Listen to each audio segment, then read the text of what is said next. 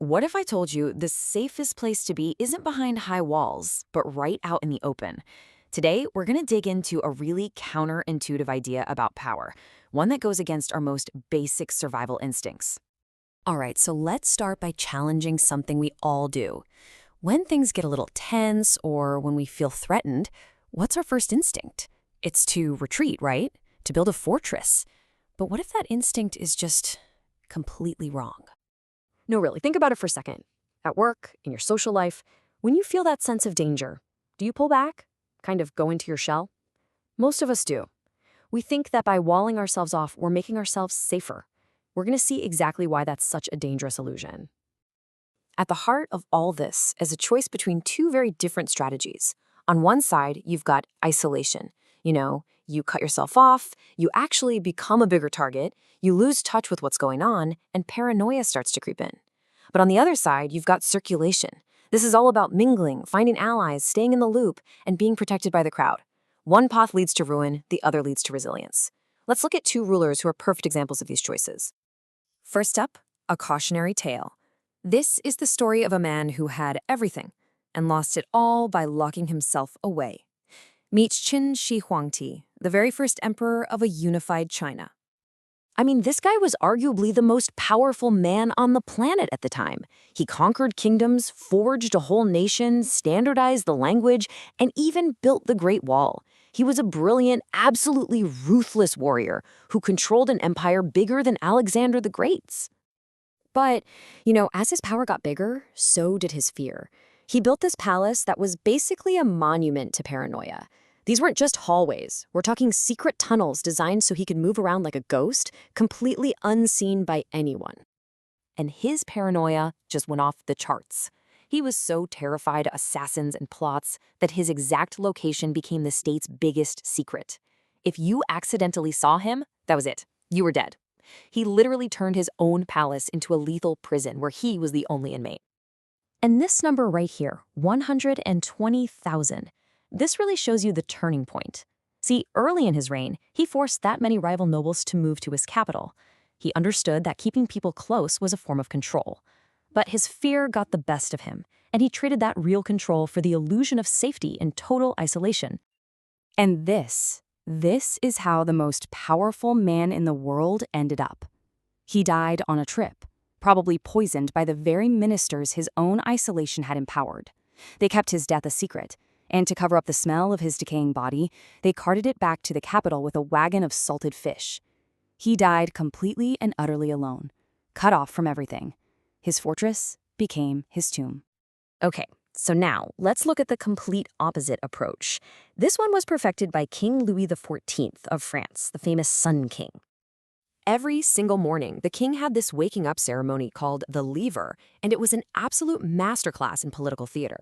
Hundreds of nobles, all ranked by their importance, would file in just to watch him get out of bed. He made himself the literal center of their universe. Their entire day, their status, it all began with him. Louis designed his incredible palace, Versailles, not as a fortress, but more like a beautiful golden fishbowl. There were no secret passages here. In fact, there was almost zero privacy. Every single room leading to another. Every action was visible. This design wasn't about comfort. It was about preventing secrets and stopping plots before they could even get started. When you put these two side by side, the contrast is it's stark. The emperor's palace was a fortress of secret tunnels for one man to hide in. Versailles was a wide open stage for one man to see everything. One style of architecture bred paranoia and decay. The other created control and stability. For 50 years, Louis's kingdom was peaceful because, well, not a pin could drop without him hearing it. So this huge contrast tells us a lot more than just the fates of two rulers. It actually points to a fundamental law of power and, frankly, social dynamics in general. Even Machiavelli, the ultimate realist, argued that a fortress is a massive military mistake. It screams weakness and isolation. It tells everyone exactly where you are, which makes you a super easy target for a siege. And a siege doesn't even have to work to turn your own fortress into your prison. Real strength comes from the support of people, not from stone walls. And this principle has been used by powerful people for centuries. Take the Roman statesman Cicero. He built his entire career by creating this massive social network, knowing everyone and how they were connected. Or the French diplomat Talleyrand.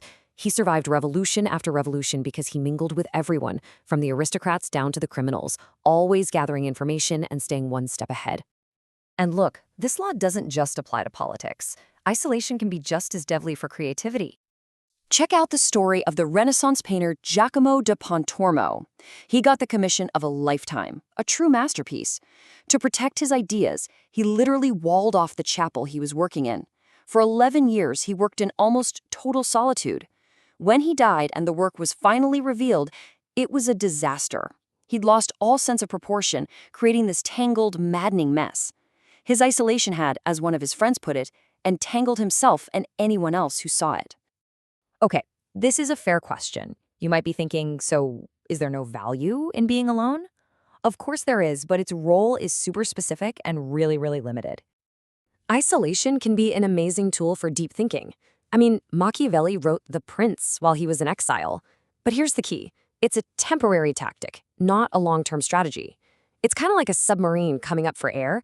If you stay down too long, you lose touch with the very world you're trying to figure out.